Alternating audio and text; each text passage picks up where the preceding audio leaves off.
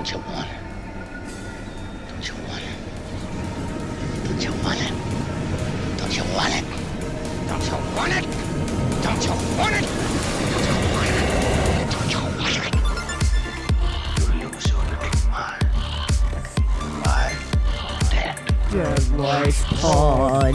Deadlights Pod. Welcome to the Deadlights Podcast. I'm your host, Sam Johnston. And I am Leslie, bringing you your weekly dose of horror.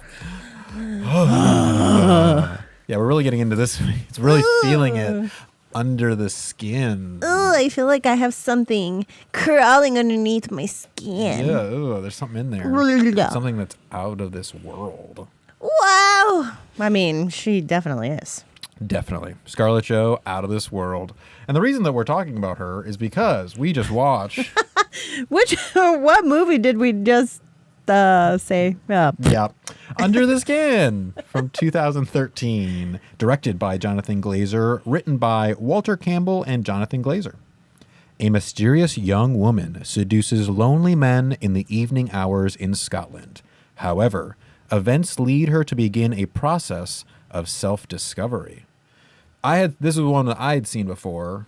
I'd never seen it. You had never seen before, which is always fun. I always kind of one of us has, one of us hasn't. It's a different experience. It is. And, this is one that I've had in my own bucket list. And I have always, I would, go into one of the, stingers. I was going to say hummus. One of the hummuses. No, Hulu, Netflix. Oh, the streaming services. Yes. Yeah. The hummus services. I'm like, the hummus services. What can I dip into? And that was always one that I would be so close to putting on. And I'm just like, not today. So, yeah. That's why I sometimes like the bucket, because it forces us to watch these movies that... There's been a couple of the movies, too, for the same exact thing, where, I've almost watched them, but just haven't for one reason or another. But then we have to watch it for the podcast. Yes. And it's a nice excuse. I am so happy that I saved myself for the podcast, because this is one that if I were to have seen by myself, I would have absolutely fallen asleep. It is a much slower film, very artsy, like we mentioned in the beginning. You were like, this is artsy. And it totally is, but it would have put me to bed. Yep. This is definitely a filmmaker's movie, as I like to call it, because we got filmmakers that are playing with a lot of different techniques and, really treating this as a high form of art, which is fun. And it's different. And I think we have these movies in the bucket to remind ourselves that we can take horror and thrillers to that level of being an art house film. Yeah. And my first experience watching this movie was actually at a film festival. So in my mind, when I saw it there, it very much felt film festival-y. This is these are places where it's a celebration of people, filmmakers, pushing themselves, pushing the art, and people going out and appreciating that. And definitely when I saw it, I was like, this is a person who set out with a very clear story in mind of what they wanted to tell and push the boundaries of the art and try to tell it in a different way. Definitely a different kind of movie than I think we've had on this podcast before. Oh, yeah. I mean, we have seen 1930s movies. This one, by far, has been the slowest form of storytelling. Yeah. And I want to make it clear, and I'm pretty sure I'm reading the room right. When we say slow, it doesn't mean a bad thing. No. It's not a bad slow. It's just a slower burn kind of movie. Yeah. You just have to be focused. Yeah. And that's a thing I don't have when I'm by myself. I barely have that with company. So it isn't the film's fault that I go to bed. It is truly just if I'm not actively doing something while I'm trying to enjoy a film, I pass out. Yeah. I've done it at movie theaters. I've done it everywhere. So nothing against you. Nothing against you. Under the Skin. I do think that it kept me with it the whole time. Even though it was somewhat slow, it definitely kept me in it. Oh, why is that? You just want to dive into the can? Let's get into the can. The actual filmmaking, like I already said, it's a filmmaker's movie, so they're doing a lot of different things. And I mean, I thought that the first, what was it, like 5 minutes of the film, when it's kind of like the opening of 2001: A Space Odyssey, where we're getting a lot of crazy music mixed with some images that we don't really know what they are.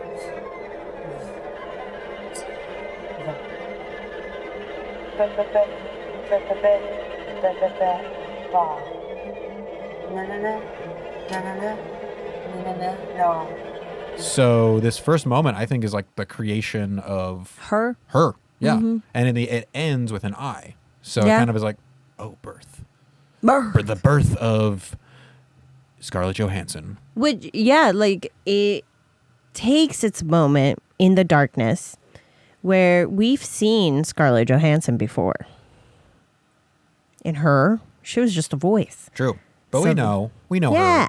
we know her. Yeah. So then all of a sudden you had a white little dot coming by.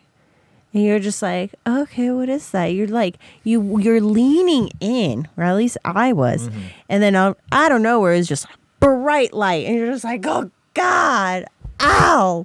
And then it expands and it looks like the iris of an eyeball. Mm-hmm. So, yeah. It definitely, I think, is playing with images of like the Big Bang, starting off super small and then suddenly A sail. explosion of light and life and the beginning of the universe, and then the I, and then her forming words to, prepare herself to fit within humans, Embody. embody humans, and ultimately stalk and kill them or drain them or whatever they got going on. I mean, More Sweeney Todd meat pies. woo!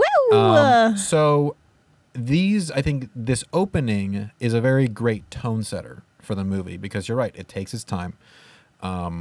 It's slow paced, but also the music is really driving the action, and we're seeing things that we don't necessarily understand, things that are very otherworldly. And that is kind of this whole movie, It's her looking at everything in our world as something that is very foreign and very otherworldly. She's trying to understand what humanity is about. And so just like we as the audience are trying to understand what's going on too. Mm-hmm. It's very much setting us in her shoes immediately. Has she crash landed anywhere else? Any other planets?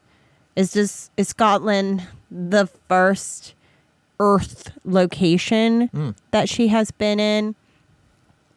And also, who are those motorcycle henchmen? They seem to be taking care of her, keeping an eye that she is going to consume to live. Because she doesn't consume in the way that we've seen before. No.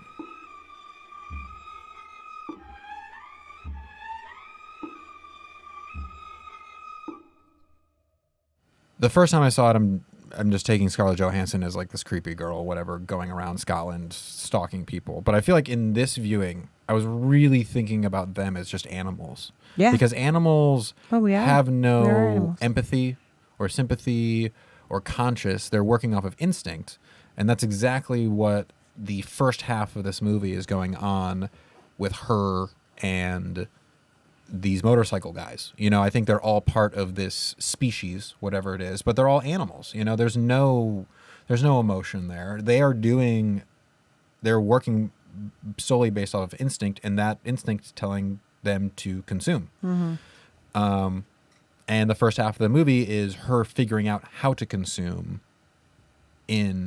among humans and learning what they want and presenting it to them to then reel them into the consuming room. Yeah. The consuming sludge or whatever that is. Very dark. Yeah, the deep like void. Like absent of everything. Oh, yeah. And I like that choice too, because first of all, it's creepy. It's creepy, like being in this black void and you don't know what's around you, where anything is. But also, for the majority of the dudes that she lures in there, it forces them to only focus on her because there's nothing else around in that room. And the only light in this dark void is Scarlett Johansson, which continues this idea of pulling them closer into her so she can snatch them. You know what else also that void reminds me of? Christian Bale's Batman. Okay, what, like his lair? His lair. Batman lair? And I kept writing down her lair. Well, yes, it is. It's her little bat cave. Mm-hmm. She has an indoor pool. Ooh, made out of goop. Don't go in that pool. You will not come out. She's hunting, you know? So how it's shot is also very voyeuristic. We have a lot of cameras appearing like they're hidden cameras. Because, I mean, I know for a fact that truck that she was driving around while she was hunting that whole time was rigged up with, I think they said 9 to 10 cameras in there. And a lot of the people that she came across and asked directions from or whatever, those are real people. Those are non-actors. She was just driving around Scotland and just randomly asking people. And then they just picked out the best bits. I'm looking for the M8. Aye. Do you want a lift?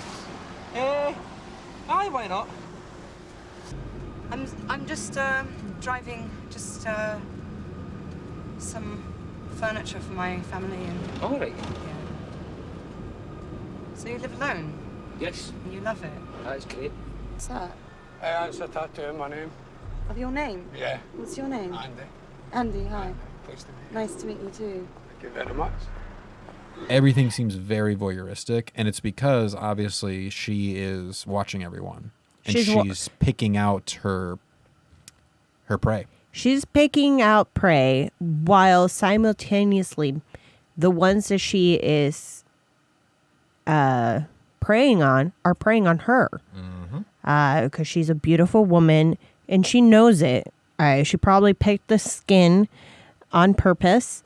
And also, and that to me, like her knowing that she picked a good skin, was the way that she went and shopped at the mall. She knew what she was looking at makeup. She was looking at what clothes needed to be bought. She bought a fur jacket, which is Animal. And also, it is out of what everybody else was wearing.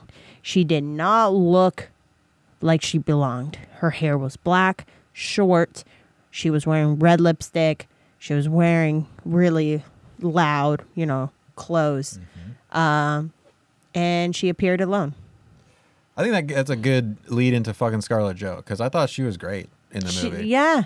Even though, like, on the surface, it's like, I feel like seemingly an easy job to be very stoic a lot of the time, there was still a lot of things going on in her head. You can tell, even in these moments of her seemingly just looking forward. You can tell she's trying to comprehend the world. She's trying to comprehend humanity, even with these quote-unquote blank stares. And acting is not just about making facial expressions, like Jim Carrey. It is really putting it in your eyes and making the thought process really apparent. And that is what's difficult. And when it comes to filming, you have to have minute little bits of things. You can't be too grand like in a theater.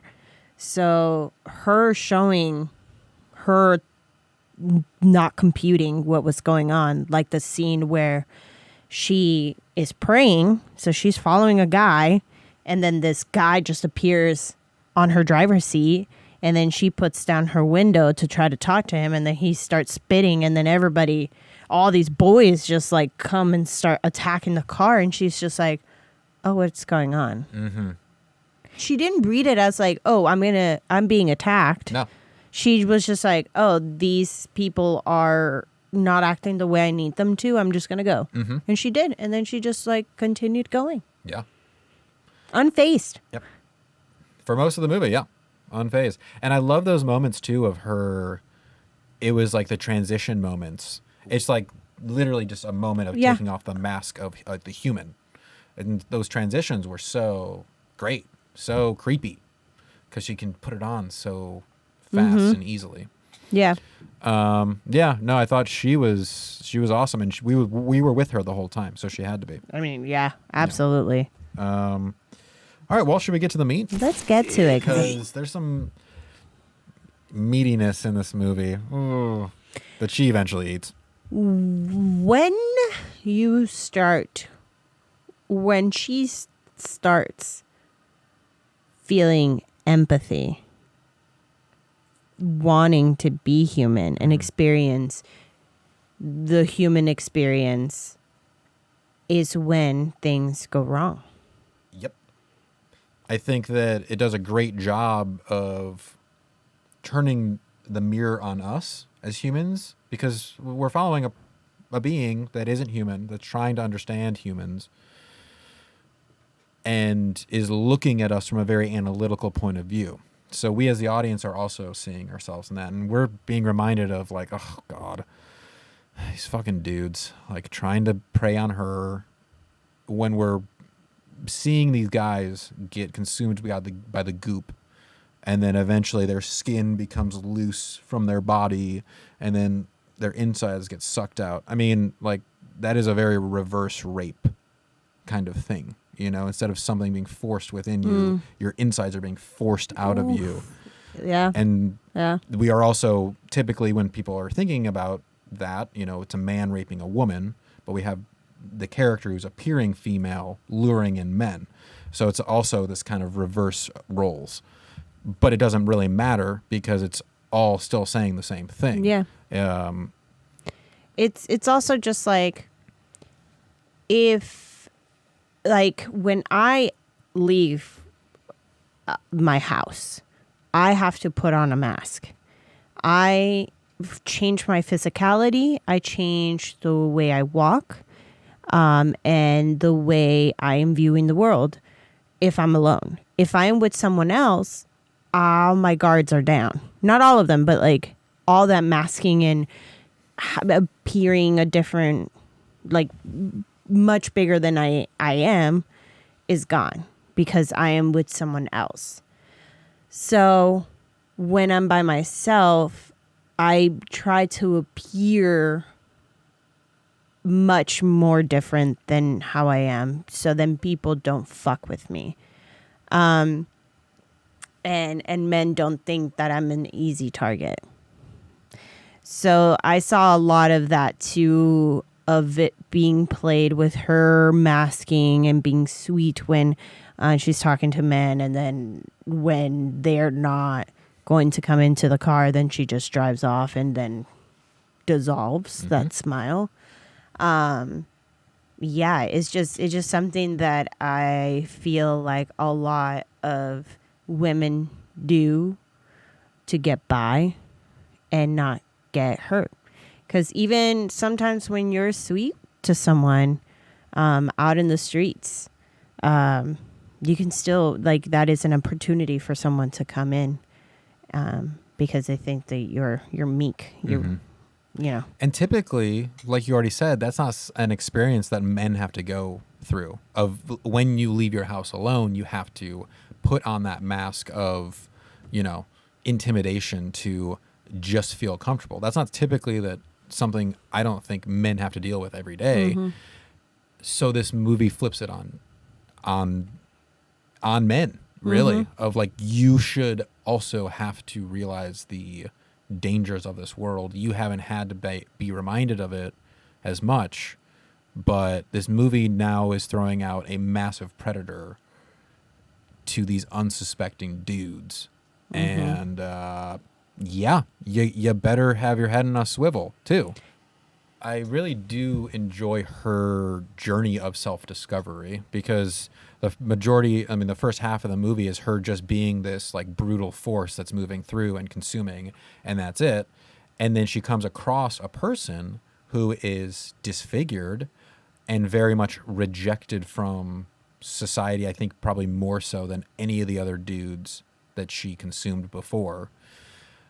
And that forces her to look at herself literally in a mirror and be like, Who am I? who am I? And why am I doing this? And do I have to do this? And then she lets that guy go. She lets the disfigured man go. That's the first guy that she lets out of the goop.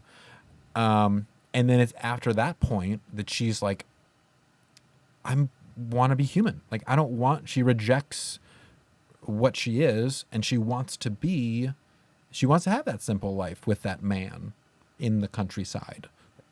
He takes her in and does not do anything to her.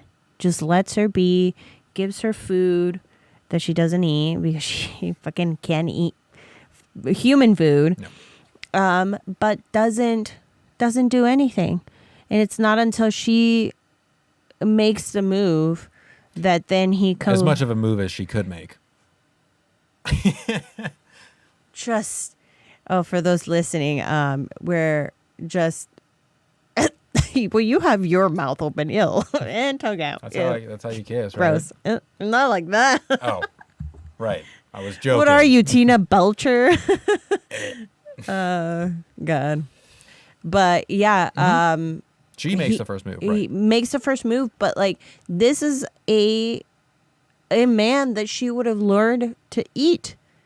And she gets to see the day in the life of this person who lives alone, just moving through their lives, trying to be a decent person.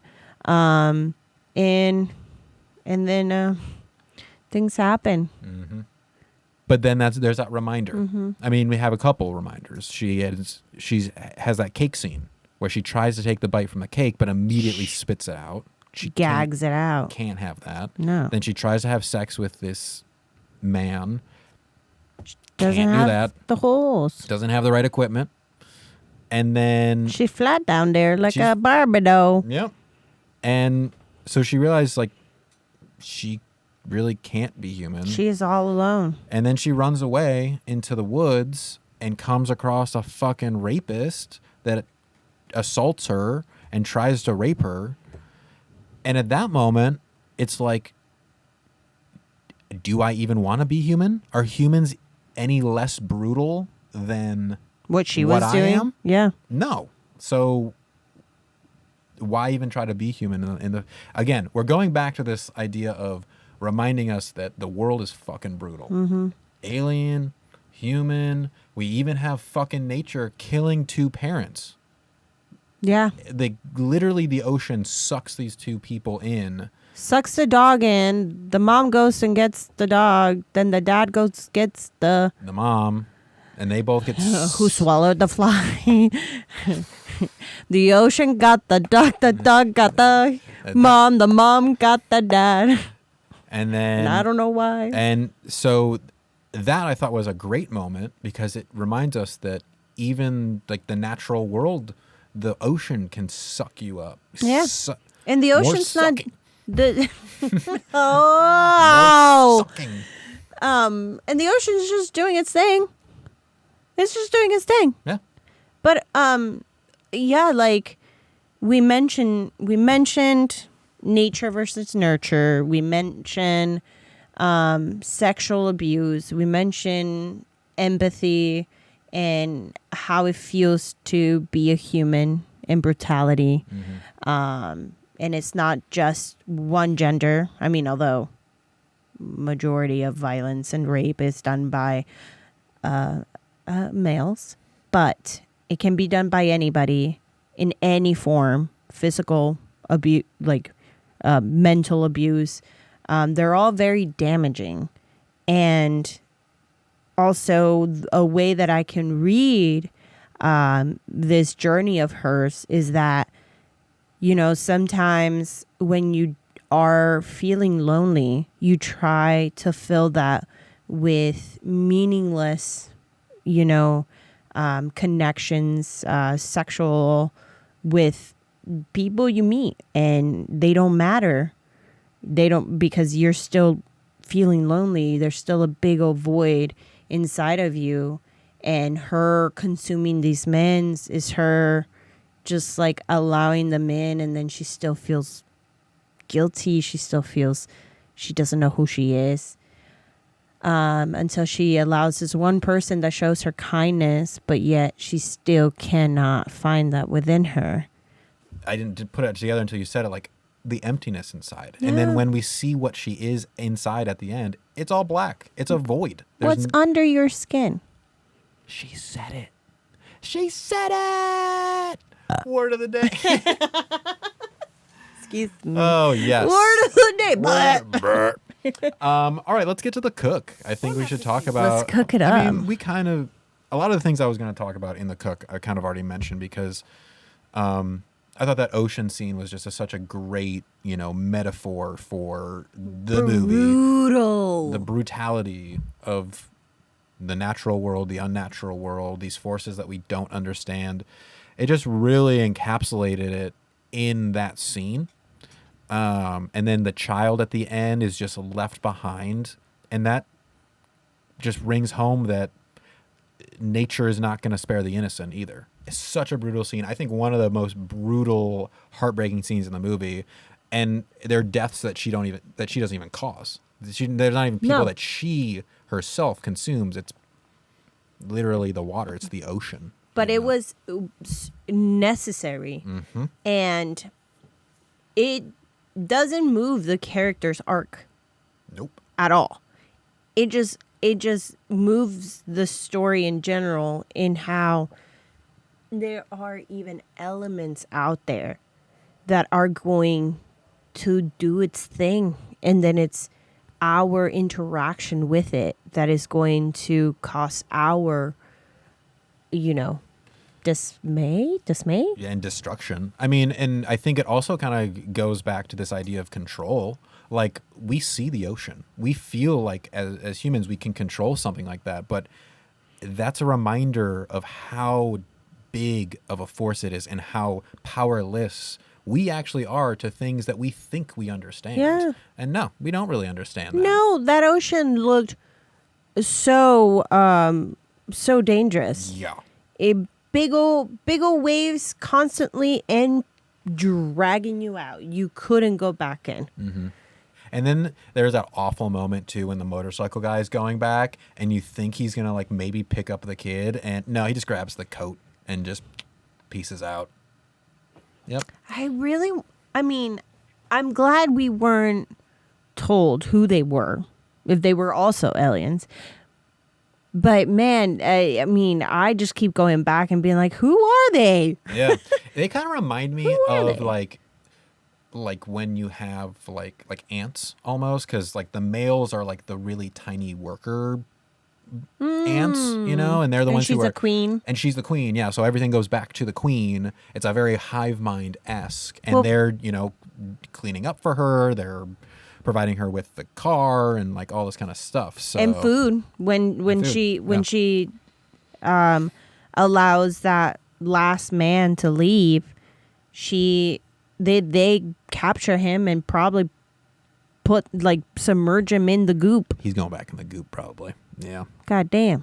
Yikes. Sucks. Yeah, but they kind of just seem like her little minions kind of running around. And then when she goes missing, they're like, what the fuck? What do we got to do? No. We got to find her. Oh, Oh, fuck. And it's kind of interesting how they leave those motorcycle guys, because the last thing that we see is they're all searching for her. The second to last shot of the film is the main motorcycle guy just in this like white void, and you can barely see anything around. He's very lost, it seems like. Are they going to be able to get another being to, capture the man, or are they lost too without her? And I'm The glad queen. I'm glad that you compared them to ants, because we do have a scene with an ant. She grabs the ant from the only female body we see that gets murdered. And it seems like she just got murdered for her clothes. That's what it kind of seems like. Scarlett Johansson, because everything was to her like proportions. Yeah. And there was a little ant, and Scarlett's character picked it up and started just observing it. Yeah. Well, let's get to the thrill. Let's get to the scary part. I think she was scary. You know, when it was revealed what she would do to people, she was scary. She was powerful. I'll go in that goop. I'd go in the goop. I'll go in. I mean, yeah, we were both like, why are these guys walking into the house? But Scarlett Johansson. The house looked torn apart, and then inside was no normal. better. Yeah. Remember in Hellraiser, whenever she was like bringing them back to the house, and then she went up to the like attic, disgusting room. Let's do it in here. It looked like it smelled like rotten flesh, like sewer. It was gross, but then again, Scarlett Johansson right there. She's doing the like backwards walk. Yeah, and everybody's like, "Whoa." And she just have to take off one piece of clothing. Exactly. I was gonna mention that too. I like that she knew how far. Like if people needed more convincing, she's just like, ba-doop, ba-doop. Yep. And the first guy to actually like not look at her was the disfigured guy. He actually looked behind himself and looked around and realized where the fuck he was. Yeah, he was like, "Whoa, this is weird." And then she took her bra off. That was the first time I think that she got completely nude. Yeah, she was completely nude For her him. underwear and everything. Yeah, because he was the one who needed most convincing to go in there. Good thing he actually got let out. well, Luckily, he got put back in. he got let out briefly, and then God knows what happens. Yeah. to him. I thought this movie was so tense. Like the entire time, I thought it was tense. Like there really wasn't a moment where I was like, because either like she is hunting people and you don't know when she's gonna bring someone in, or she is being hunted and you don't know if she's gonna be captured by the motorcycle guys or a fucking rapist in the woods. So there really wasn't any moment I felt that like wasn't tense in this movie. And the music also adds a lot of that. Dreaming. Yes. Dreaming. Yes, we are. And also, I was still waiting for her to fucking consume somebody with her actual mouth or something. Like I was expecting her to be violent physically. Never happened. No. And I really enjoyed that. But because I was expecting her to just like go all monster on them, I was like, oh, what's gonna happen? She looks so innocent right now. She looks scared and like she doesn't know what's gonna happen. And sometimes when we approach nature, when we approach an animal out there, like a fucking raccoon, they look cute as hell, but they're vicious. Yeah. And I think there are some animals out there that look cute for those reasons, because then it lowers your boundaries or not boundaries. Lowers your inhibitions. Yeah. And then they like fucking attack you. Yeah. And yeah, the whole idea of like sucking someone dry is a different horror, because you're right. Like a monster, quote unquote, you would expect to just like tear into someone, rip them apart, whatever. But this is a different kind of consuming that we've never seen before. It's slow and very unsettling. That skin suit when it's like fucking going in the goop is creepy as shit. I thought, and I did say it while we were watching the film, it reminded me of the commercial of the PSA. PSA of marijuana. Yeah. And how there's just like the skin suit just on the gadget, like ever since whatever her name is, Maria started smoking, she hasn't been the same. This is all we do now. The last thing I wanted to say in the thrill was actually I'm bringing in another movie again, because this movie so heavily it relies on the music to convey her emotions and what's going on. It's, when she's out hunting, it's a certain track. When we're in the like consuming room, it's a different track. It's very thematic in that way, and it's very, I think the music is almost expressing her emotions. And it reminded me a lot of A Girl Walks Home Alone at Night, because that movie very much relies on the music as well.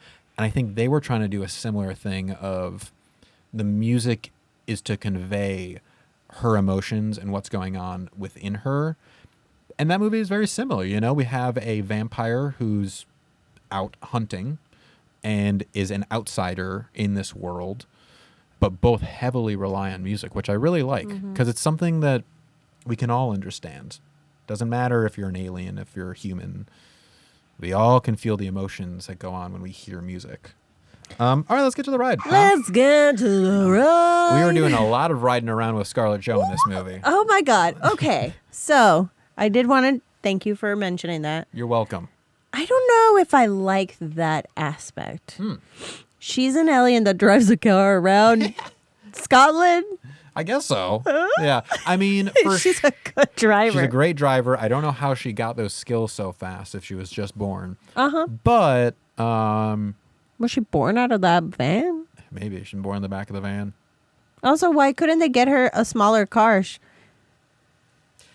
I mean, to me, it definitely gives me like images of creepy dudes, You want candy, Logan? Yeah. I mean, it's creepy, but then you look in the window at Scarlett Johansson. I mean, we already kind of talked about like the ride is slow, but I wasn't bored.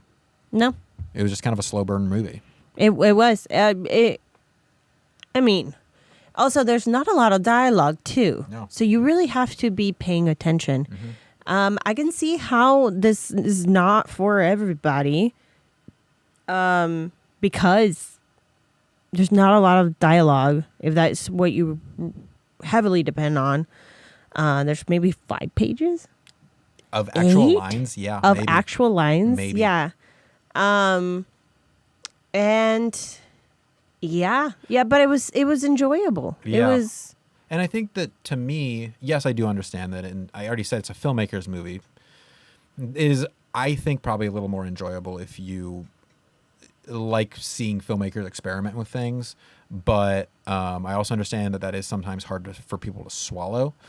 But I think it's almost more impressive that there was that little dialogue, but we understood so many things that were going on. Because that not only goes back to Scarlett Jo's performance, but like everyone else's performance too, and how they're shooting and how they put this thing together makes it comprehensible for us to understand a lot of complicated themes that they're talking about with like 5 pages of dialogue. They don't have to even say anything.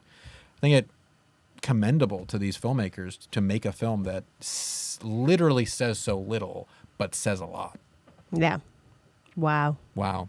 Under the skin. Wow. Under the skin. 2013. Good job, y'all. 2013. Let's get to the Smash Pumpkins. Do you have a number? Do you want me to go first? Why am I so weird? Well, that's why you're here. I need someone to talk her to about this stuff. You need someone to be someone as weird as me. next to you going, wow, yeah. That's what I need. I need it. I need it. I need this. I need it.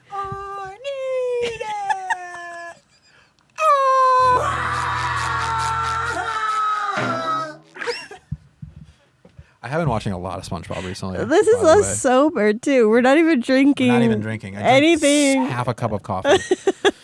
I need a drink. All right. Do I have a number? I think I could probably go. Yeah, go. Honestly. Yeah. I really liked this movie. I really, really liked this movie. I was excited to watch this movie because I feel like we hadn't had like a really good artsy film in a while. Yeah. And I like these art house movies a lot. Yeah. Because it's more of an experience really than like a story. Exactly. And I felt like I was going through the experience for this. And all the elements were really working for me. I really can't find too much complaints of this movie, quite honestly. What? I was just going to say, I usually do when there's nudity that makes no fucking sense. And they're just incorporating it to just lure people to come and see the movie. This had a purpose. Yeah. And she had stated in like interviews that is the reason why she did it, was because it made sense to the world. Yeah. And there was that scene too when she was looking at herself in the mirror naked, and there was shots that were close-ups of her body, and I But think it wasn't sexualized. exactly. It was not. Yes, it wasn't objectifying her. It was her understanding her body. She was looking at her body. I've done that before. Yeah. You know, it really made me feel like she was taking a look at her muscles and how like it forms on her like bones. And instead of me being like, oh my God, yeah, Scarlett Johansson naked, I was like, man, I have to deadlift. Yes, you did. You did say I that. have to exercise. Yeah, well, but what I do like about it is that we have these moments of her literally just like examining her body, but she is a sexual being. She is using seduction to lure these men in. But even in those scenes when she was trying to be objectively sexual, it still didn't feel like it was too much, crossing a line at all. We were still telling the story. We were still in this world, and every choice was for a reason. I'm going to give this movie a 5, honestly. I think this movie is great. Wow. Yeah, I think it... Is this our first 5? No. We both gave Black Bear 5, too. We did? Yeah. Yeah. I think that's the only other double 5 that we've had. But Yeah. not trying to put any pressure on you, what's your rating? My rating, it's going to be a little bit lower just because of what I enjoy. Fair. I'm going to give it a 4.5. 4.5. 4.5. I love imagery, and when it doesn't make sense, when it's absurd and abstracted, I thoroughly enjoy that, because then I'm making my own perception of what they are trying to accomplish with these. And that is what art is all about. Once you put it out, it's no longer yours. It is for everybody else to consume and make their own choices about what you were trying to say. Whether if it's so left of what you were trying to say, that is someone's truth about your art. And you're just going to have to accept that when you put art out there. And yeah, I really enjoy that. Like I mentioned, the sound, like the music, I love when it's distorted and eerie and It really got under our skin. Oh, it definitely did. And I just gave it a little bit lower because I'm still not sure if I enjoy being in silence, but at the same time it is challenging, and I like being challenged. As opposite as that is. I think that makes sense. I think horror is all about challenging things. Yeah. It challenges a lot of things. So that's absolutely fair. I don't like being challenged in all aspects, but this one, We can keep it to the horror. Yeah. You know, They me can challenge consuming us. something, I can be challenged. Yeah. But, But not how Scarlett Jo was consuming people in this movie. I know. I'm okay with that. I'm sorry, Adam. Just kidding. I see Adam floating. Aww. Oh, Poor Adam. Adam's one of the motorcycle guys. Oh, perfect. Oh, he's good then. He's fine. He's fine. I need 2 more. Any volunteers? Call him in. You can call us at 773. 669-6677. Call if you want to be a minion. Under the skin. Yay. Under the skin. Under the skin. I won't be able to play that song in this episode because copyright issues, but we can do our own version. Yeah. Under the skin. Thank you. I would love. I'm very far excited to hear removed. That. I'm very excited to hear that later. You're gonna get scared. Whoa! Owie. Sorry. Oh boy. Let's see what we're watching next week. Oh my lord. Oh my god. Oh my lord. Oh, it's my turn too. What am I Lovely. grabbing? Not the bucket. There you go. All right, mix them up. Let's see what we got. I also did today just for no reason at all, just like mixed them.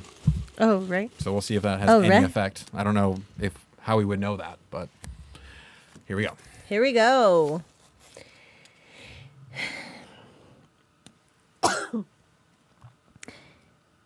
Intent on seeing the Kahulawasi River Okay. before it's dammed and turned into a lake, outdoor fanatic Lewis Medlock takes his friends on a canoeing trip they'll never forget into the dangerous American backcountry. Ooh, I think I know what this is. Kahulawasi. There's one of two movies, but I'm pretty sure this movie is I forgot the name of it, but it's creepy. What is it? Deliverance. Deliverance is exactly what I was thinking. Deliver. That is the movie I was thinking. I just couldn't think of the name. I swear. 1972. Yeah, we're going to the back country. The Oh, back no. country. Oh, this is like some real life horror. This Is isn't it? Even, yeah, it's not even monsters. Oh, it's just human. Yeah. Psychological. Yeah. Yikers. The scariest of them all. We are the monsters. We are the monsters. Well- The twist is there. The twist. That's the twist. Well, you can. Call us. Please call We us. said the We number. already said the number, but we'll say it again. 773-669-6677. Call us. Call us. Leave us shit, you guys, so we can have something to talk about Yeah. in these bitty-sodes. I want to hear what y'all have to say if you have anything to say at all. Yeah, true. If you have anything to say at all. Yeah, say something if you're going to leave a message. Don't just make it silence. Hello? Oh, no. Anyways, go follow me on Instagram, y'all. Color me Leslie. And me at BBBritchieT. Follow us at the Deadlights Pod. Also, check out Playground Social, which is the studio that we're recording this from. But Until next time, let's get spooky. Ooh. under the skin. Under the skin.